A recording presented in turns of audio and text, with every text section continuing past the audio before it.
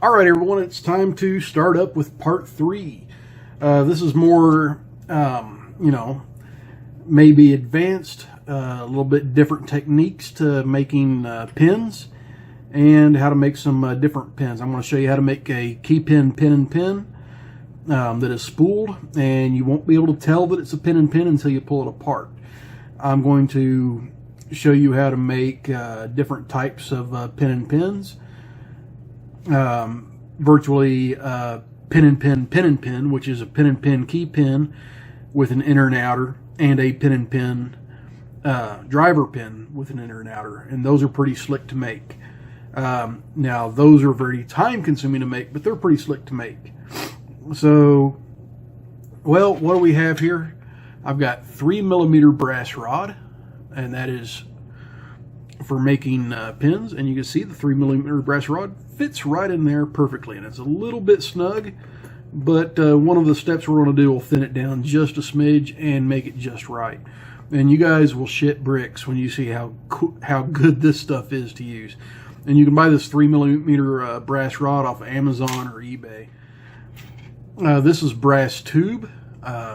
If you guys remember the multi-Yale or multi-quick set locks that I've made, this is the some of the material I used, and this here is 1.5mm brass rod, and well, that does the inner pins pretty slick because they fit right down in there.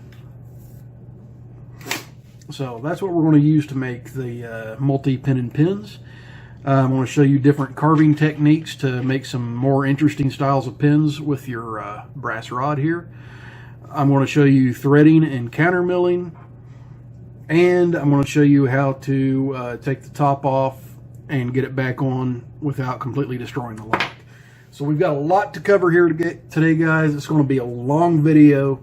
It's going to be several scenes of me, cutting and pasting back and forth, so bear with me and we'll get things started. All right, so I'm going to start out with the brass rod, and well, what you see when you get it in there, it's going to be far too long. That's going to start wobbling out, and it's going to wind up bending it. So what we actually do to start with is we are going to cut it down just a little bit. You got a good pair of Gerber or Leathermans, it just cuts it right down. And that flew off my desk and landed in the corner somewhere, so that's all right. We'll go with this end. I should probably cut it down, not quite enough. Let me cut a little bit more off of that. There we go. And it's just flying across the desk. I'll shove that all the way back in there and get that in the chuck there. So give me just a second to grab a file. A couple of files, actually. And I'm looking for a little triangle square file. There we go, that one will work. Alright, so first off, flat file, we're going to file this flat. Go figure, right?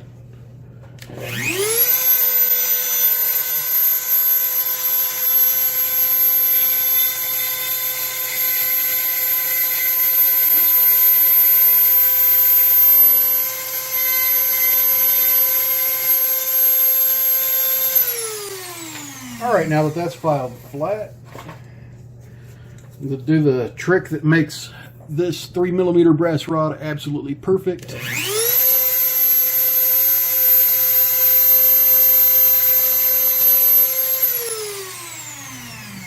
A little bit of 400 grit sandpaper, and that sands it right down.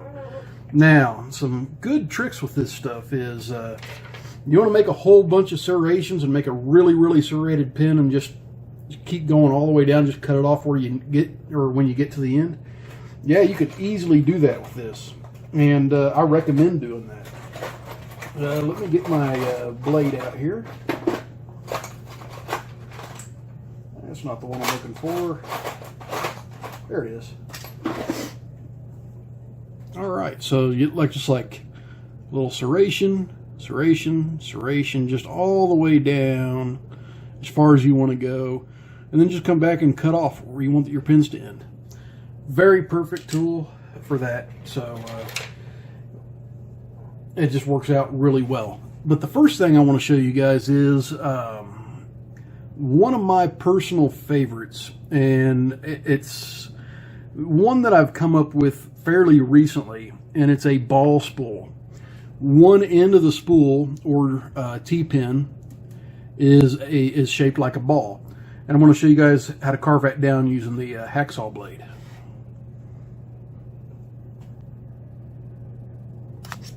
And if that'll stay in focus, and stay in focus.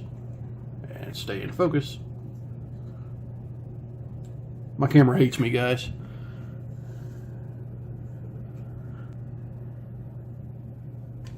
Actually, I know what I can do.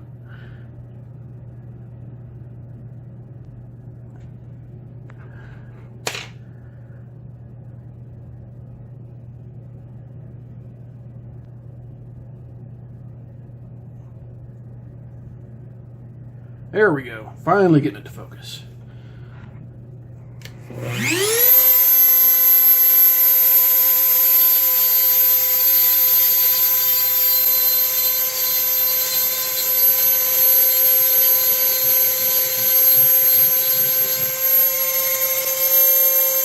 All right. So you see I made my first cut here.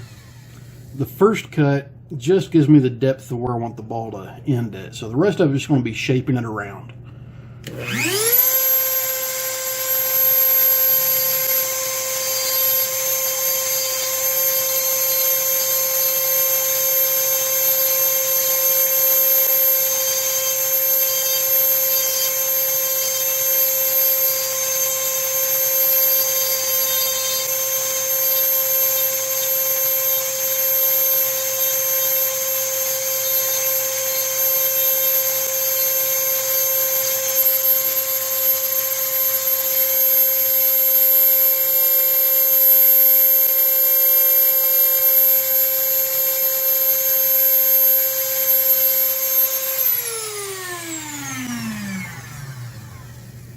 Alright, we've got a nicely shaped ball on the end of that.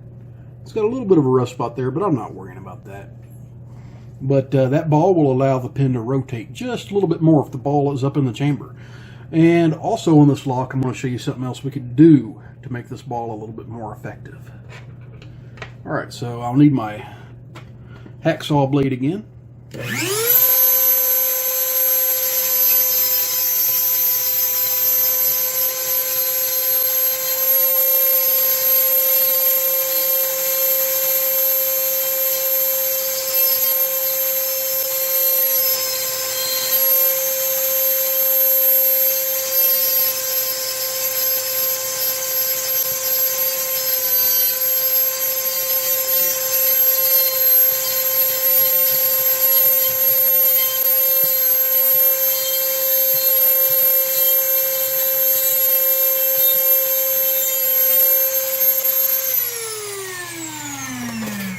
Alright, and the pin pops right off and leaves you with a pin that looks like that.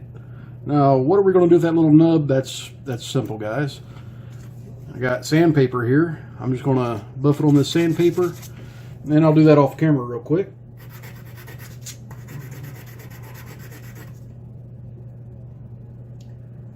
Just about flat.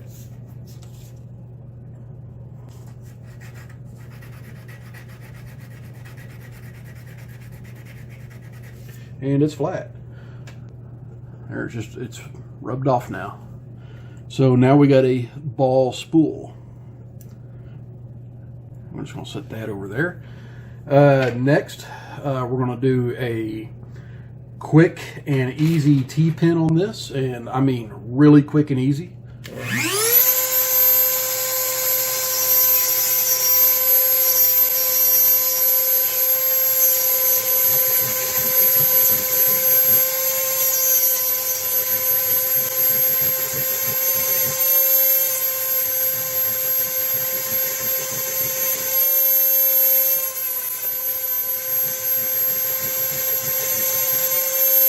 Yep, I know it looks like I made a really nice serrated pin, but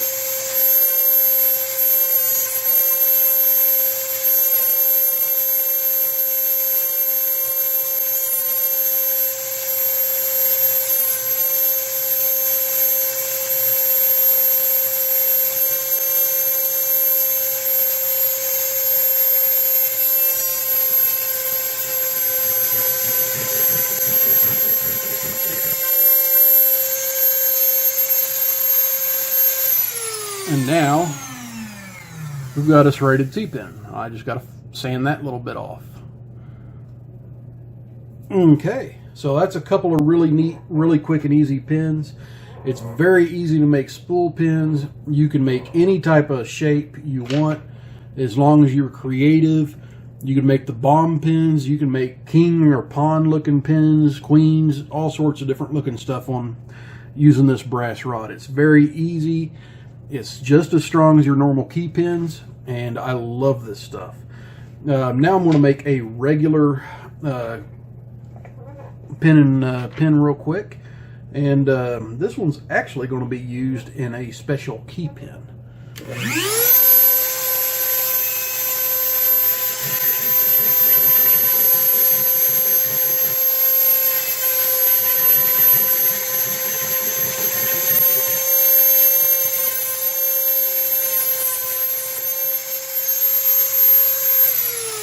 And you see where I went wrong there. I actually cut one just a little bit too short, so no biggie.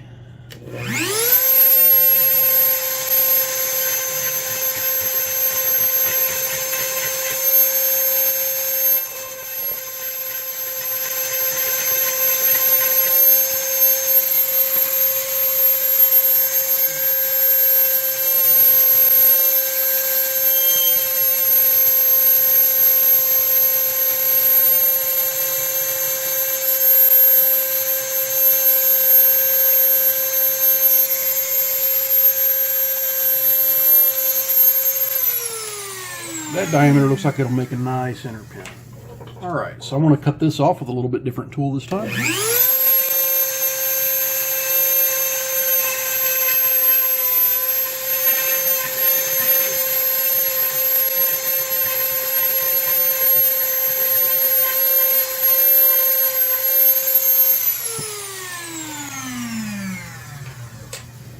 Alright, and there's our T-pin that we made. And it's got a little bit of serration on it, and I kind of like it, so I'm not going to sand that one smooth. That should be the right diameter for an inner pin on a key pin.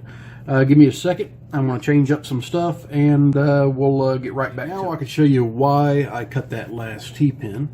You see this really long driver pin that is a spool? Well, it's going to wind up being a key pin. And you see it's too tall, but if you have long driver pins like this and you need a long key pin, this is very perfect material to use. So what am I going to do? Well, I'll show you.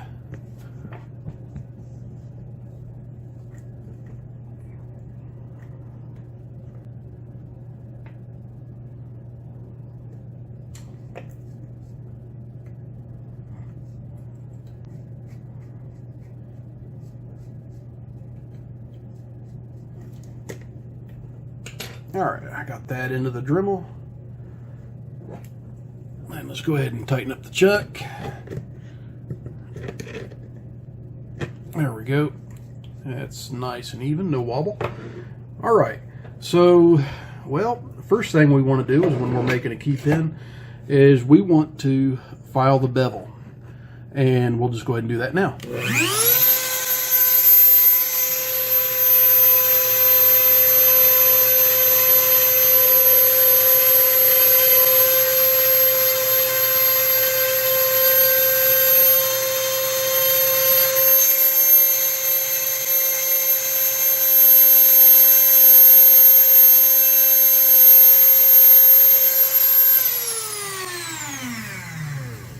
Alright, as you see, we got the bevel filed in, and I want to polish it up just a little bit.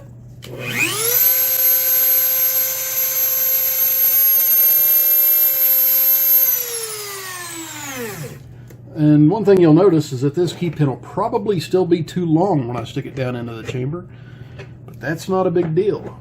With these key pins, we can just dial down, adjust, put it back in the Dremel, and adjust. I mean, if you're patient, we can always adjust. See, it's just a little bit too long, so I can actually take, that's about 1/16 of an inch, I could take that off the bottom, repoint that tip, and we're good to go. So I'm going to do that off camera real quick, and then we'll come back to it. Alright, I ground it off and reprofiled it, and as you can see, it rides on that key just perfectly now. So, well, what are we going to do now? Well, we're going to cut more off of it. After I drill a hole in it, of course. And I'll show you why. Let me get this out of the way and dump that pin back out because I need it. Okay. So, this time we're going to put the key pin in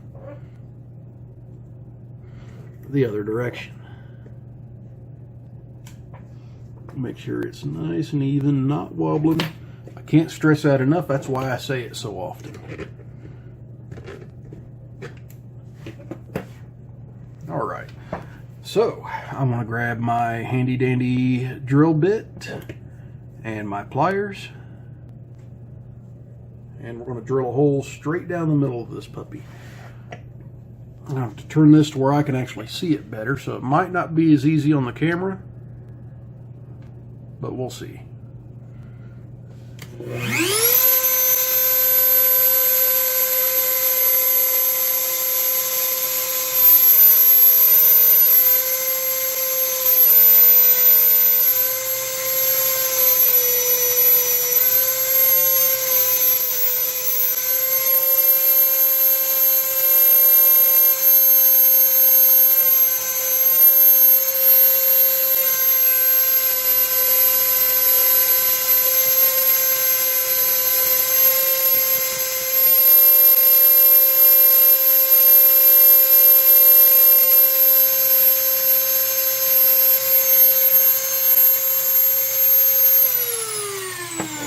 Okay, as you saw what I was doing, I was gauging that with my fingernail, just so I could see. Where's my little key pin at? There it is. There's my T-pin. I want to see if that fits in there now. I did wobble that out just a little bit. Yes, that fits in there perfect. All right, so now we're going to grind up the top of this spool. We're just going to make it disappear.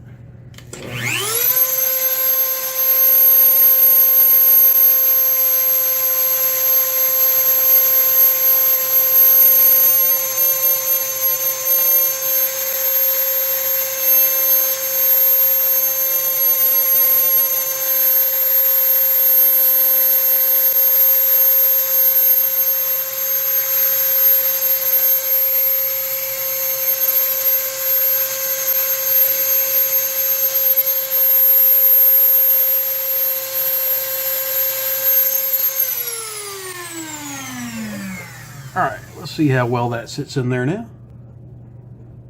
It should fit nice and flush with the top of that spool. And there we go. We hardly have a seam there. It is a spool all the way around. Well, that's going to be our new key pin in chamber number 4, I think. That's going to be better than just a regular spool, wouldn't it?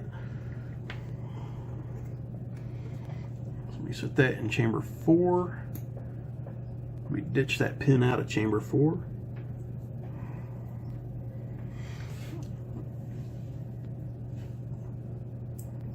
Alright guys, give me a second and I'll get some more stuff ready for us here. Alright, now we're going to do something a little bit tricky with chamber 4 in this lock. Well, chamber 4 is a really short chamber.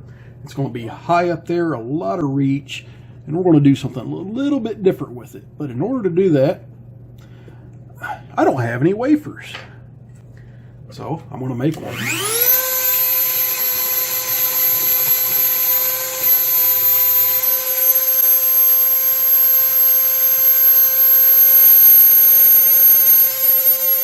This is a special type of wafer, by the way. This is a pin and pin wafer.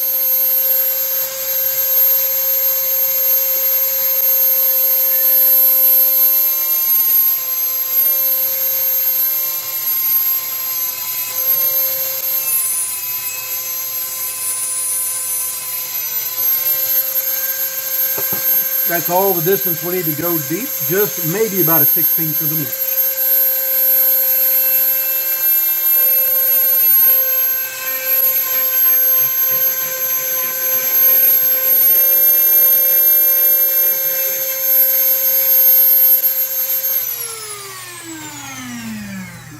Okay, and as soon as I find out where that thing went, never mind, I just did, it landed on my shirt.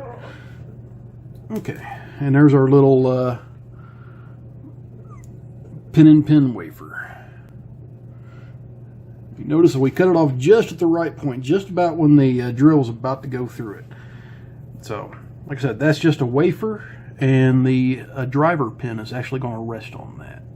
So I want to set that right over here. And we're going to go with our brass rod now, guys. I'm sure some of you probably wanted to see this, and I'll get some of it cut down, and I'll come back to you in the next. I need to show you that this is the most convoluted and technical method to making a pin and pin I've ever come up with, but I'm going to share it with you guys if you guys want to hang with me here. If not, just fast forward to the next segment. But okay, so I've taken it, I've ground off my cut mark, and I've sanded it a little bit. So we're going to do this one in what, chamber 6? Okay, chamber 6 has that, fits right there in the keyway. And the best way I found to mark these is to take my hacksaw and start a cut. I know you waste a little bit of material doing it that way, but that's the easiest way I found to mark these. So let me go ahead and get this back into the chuck, and we'll get this cut down.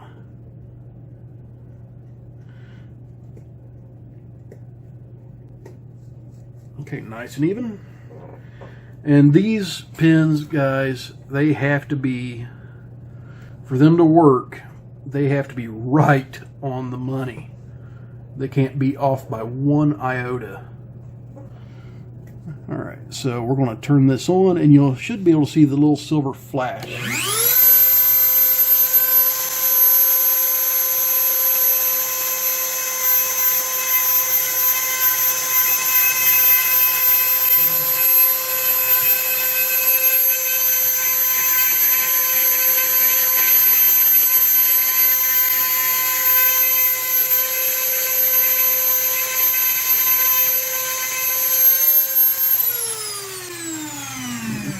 Okay, we get it down to where the walls are nice and thin, and snap.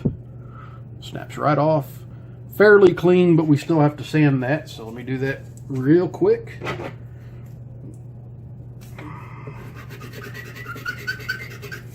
Alrighty. And that be sanded. Okay, let's turn this down.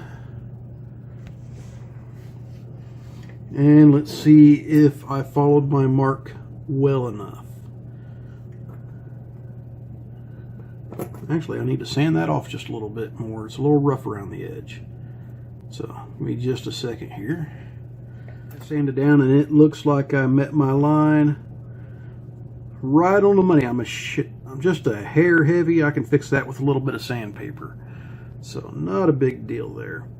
Our next contestant would be the inner pin, and we do the inner pin the same way. We'll stick it in the hole, we'll mark it with the saw, and then we'll cut it off. So let me go ahead and do that off camera, and I'll show you what we have when we're done. Alright, I've got the inner pin all cut down to size and matching, and just like the first one, if you got to do a little bit of fine tuning, do it, because these pins need it. They are a little bit finicky, and they're a little bit touchy, so that type of pin always needs fine tuning. And let's see here, we're going to put that pin in chamber 6, right? So what did I have originally cut? Oh, that's right, a little spool. Well, since we're advancing this lock up a little bit, we're taking that spool out, and we're going with that. Well, what are we going to need now?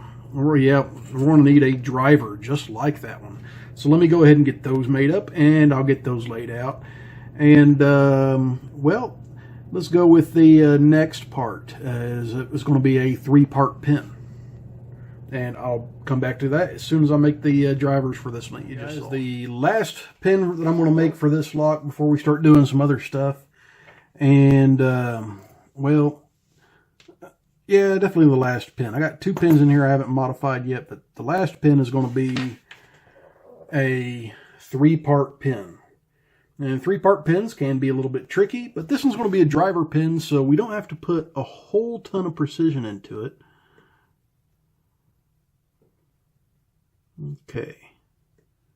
So I'm going to get my brass tube in here. I want to cut the brass tube down.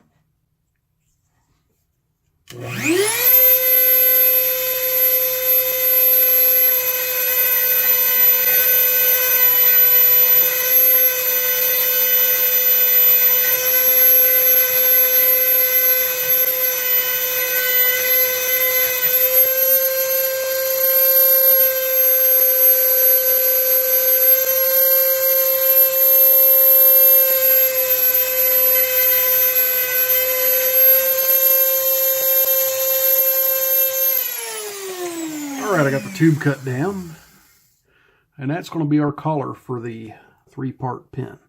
Okay, so I'm just going to set that over there in the tray. And, well, what I want to make now is a short T-pin. So, let me take this out of here.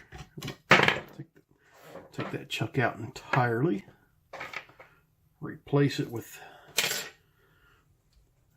this chuck.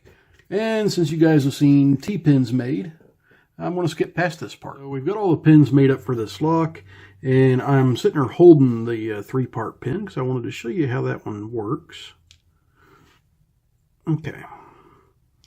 You got a T-pin on the bottom, you got a hollow collar, and you got a T-pin on top. And they can wiggle and wag and do all sorts of crazy stuff, give very strange feedback. And as long as that collar can slip up and down just a little bit, it'll make life great. So don't make a T-pin longer than the collar or else it won't work at all. All right, so, well, what are we going to do with this lock? Well, let's see here. I made this one off camera, so we'll replace that one with our trailer hitch. Yeah, I got enough spools. We'll put that little barrel pin in place of the spool. That should still keep us with a balanced pin stack. Should be interesting. All right, so let's go ahead and figure out which chambers we want to thread and which chambers we want to countermill. And when I do that, I will actually go ahead and load all the key pins up into the plug here. I'm going to have to sand that pin down a little bit, because if I thread that chamber, it's going to want to stick.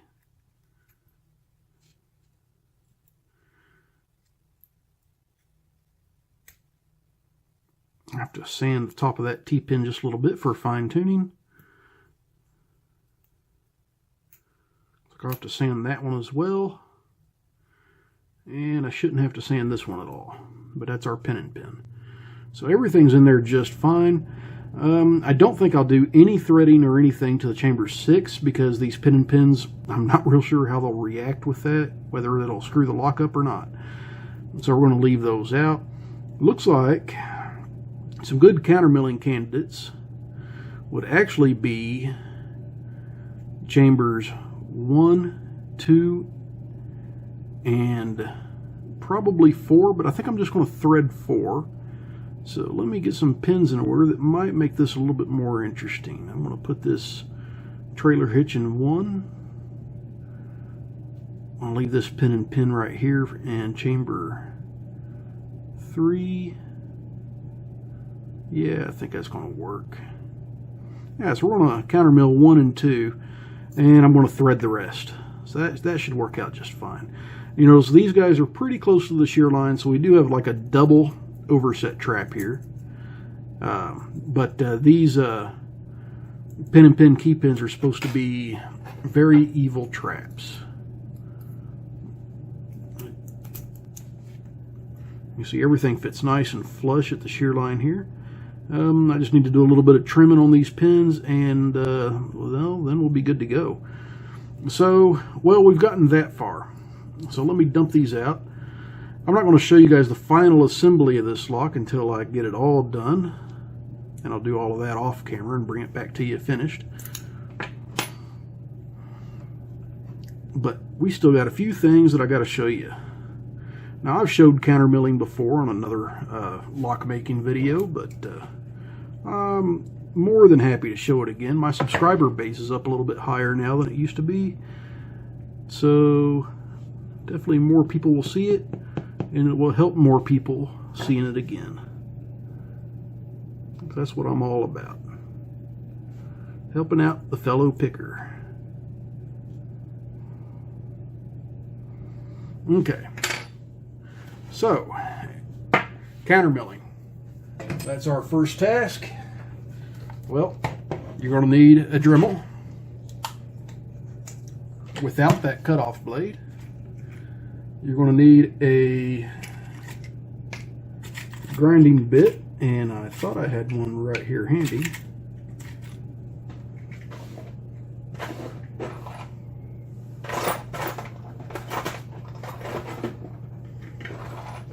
And of course I didn't. But here's one. Alright, so I need a little, I guess that would be an engraving bit.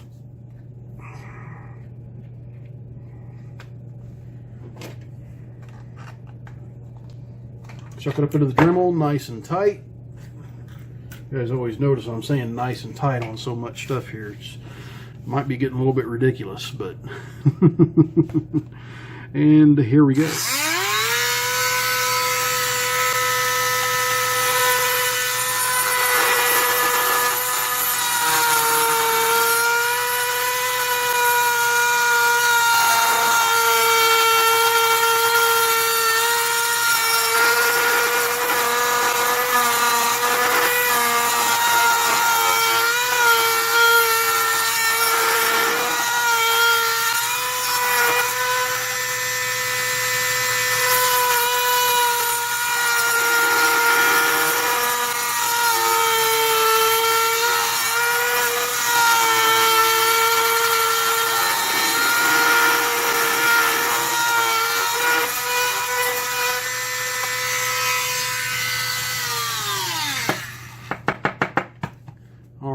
Now I've got two nicely countermilled chambers, and in my book, guys, countermilling and undercutting pretty much the same thing. So there we go. All right, so now we want to thread them up. Get your cordless drill out. Put your 6/32 or 6-32 and thread till it stops, back it out. Thread till it stops, back it out. Thread till it stops, and back it out. Okay, so we're left with sometimes a little bit of a burr, and in this case, I don't have one. So let me grab something, and I'm not sure which drawer I stuck it in. There it is. So if you got a little bit of a burr there, that will hinder lock operation. So just take a big fat drill bit, twirl it around a few times, try not to dig into it, and that'll take that little bit of burr off. Alright, so we're done with the plug. And now we got to deal with that pesky top. Well, believe it or not, guys, that's actually a lot easier to get taken off than you think. And the method I use is I jab it with my pocket knife until I stab myself in the finger. Oh, no, wait a minute. I don't stab myself in the finger. Alright, so let me get my other Dremel out of the way here. I'm done with it.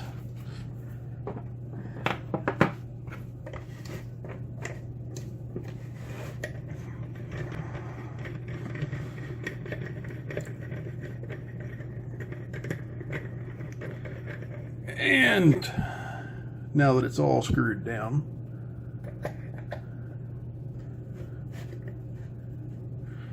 Okay.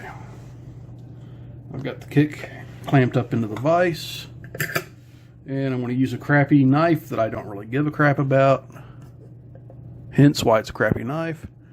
And I'm just going to pry up just a little bit. And now I'm going to grab it with my pliers. I'm not worried about tearing or bending too much. And it just comes off that easy. And that's what it looks like when it comes off. It's not going to go back on like that, so let me show you my little trick.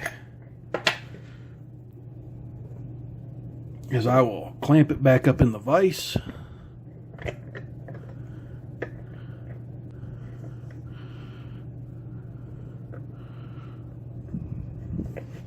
Some of you probably waited for this entire part of the video just for this. Alright, got it clamped up in the vise. You notice I don't have it clamped up in all the way. I'm going to take a block. This time it's a, well, it's aluminum lock stand. I'm going to grab something heavy-ish, like in this case, a screwdriver.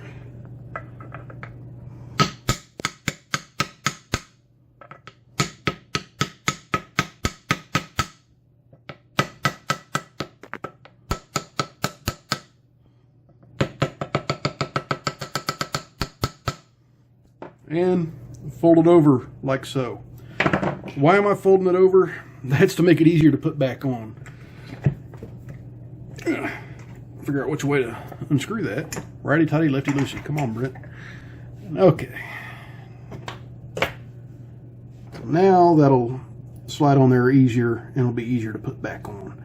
So, well, which ones were we going to thread? Well, we were going to thread chambers 3, 4, and 5. So, just like the other one, it helps if you have the drill going the right way. And a lot of people say you have to use tap magic, but if you got a nice sharp tap like I do, you can put your drill on high speed and just let it eat. It'll make nice threads. Okay. Alright, so we want to do one more crazy thing to this lock. You're like, well, how can we get any crazier? We're going to undercut a Bible chamber. I'm going to show you how I do that. Now, there are methods for undercutting chambers other than chambers 1 and 6 or 1 and 5, depending on whatever the first and last chamber is.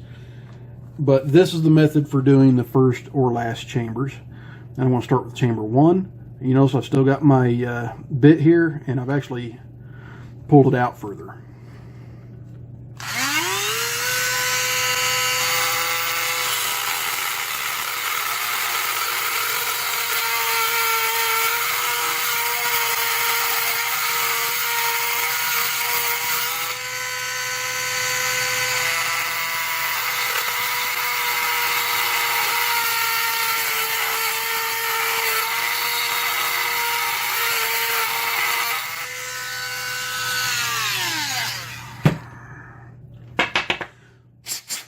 Alright, and as you can see, we've got a nice undercut right there. And we've got a little bit of burr here. So what do I do about the burrs?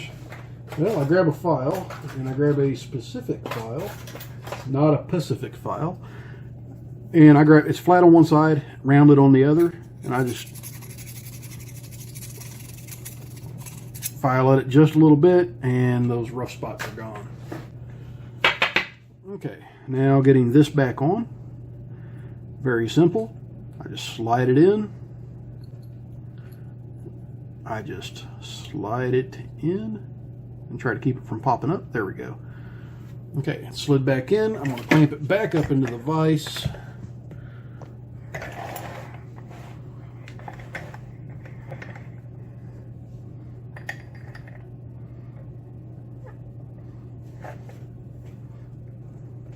Clamp it up good and tight. And for this one, I need a screwdriver. and something to whack the screwdriver with.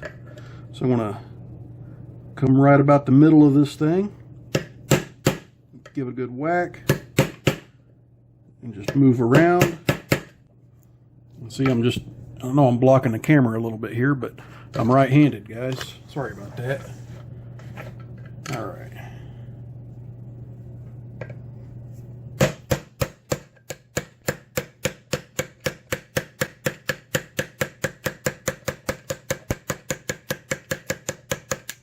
All right, and that top is back on, and it's not going anywhere.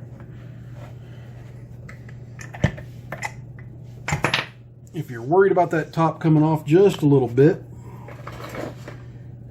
take your pliers that's got cutters on them and just give them a little squeeze, and that just crimps the ends in a little bit more. All right, I've got all the pins in, and guys, I'll tell you what, that 3-part pin and pin, that thing is a exercise in trying not to cuss it to get it into there. So fun to put together. Should be an interesting pick. We got some fun stuff going in here. We started out with how to make a challenge lock.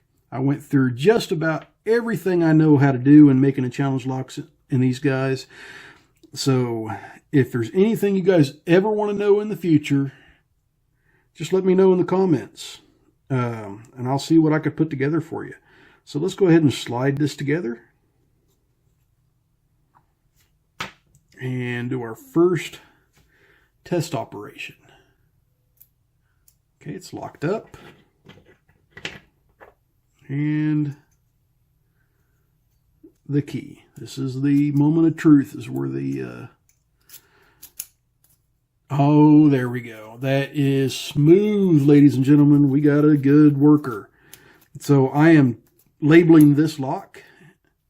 This lock is going to be called 1 year, because as part of my first year special, guys, it's been all about giving all the information I know about making a good challenge lock to the public.